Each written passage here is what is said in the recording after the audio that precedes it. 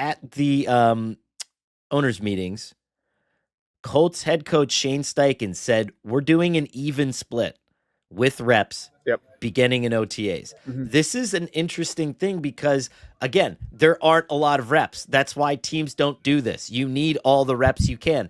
And Anthony Richardson is a guy who needs reps. If you take that away from him, are you essentially effectively handing the job to Daniel Jones? So I think this goes back to like what happened last year there.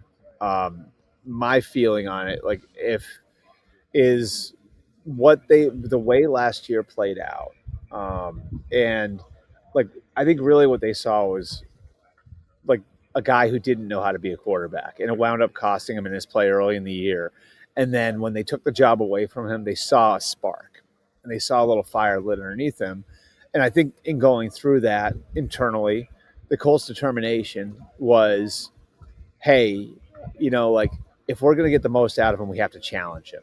And we have to make sure that we're not just handing him the job, because handing him the job didn't work. So to me, it's like you're effectively like taking the guy's scholarship away, right? Right. So now you got to earn it back. And, so I think that this is as much about like, this is about like trying to win now, obviously, because again, this is another place where jobs are on the line this year. It's about trying to win right now, for sure, and give yourself the best answer at quarterback. But it's also about trying to get an answer on Anthony Richardson. And it's like we've done things a different way. It didn't work.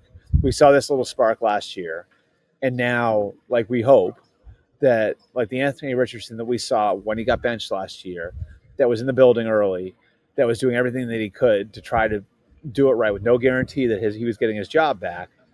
We need to make sure that we do everything we can to try to find that guy. And that doesn't mean he's going to make it long term as a quarterback. It just means now we're going to see where his potential is. Now we're going to see what he actually can become. And, obviously, a year from now, they'll have to make a decision on a fifth-year option and all that different stuff. And who the hell knows what the organization is going to look like if things don't go the right way. So there's a lot on the line for everybody there. And so I think the feeling is we can serve both masters. We can get the best quarterback answer and get an answer on the guy we just spent the fourth overall pick on by setting it up this way.